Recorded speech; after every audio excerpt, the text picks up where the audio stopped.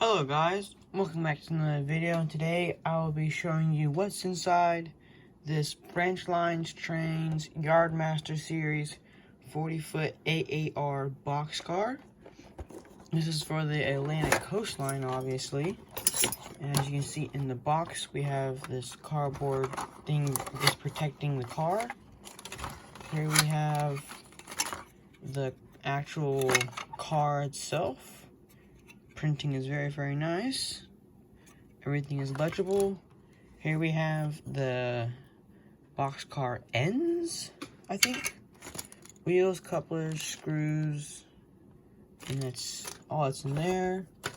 And then we have the roof, walkway, doors, couplers, door rails maybe, coupler pocket covers, and obviously the instructions. And then we also have the underframe detail right here.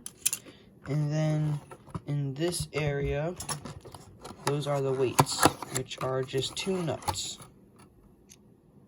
And that is it. Bye.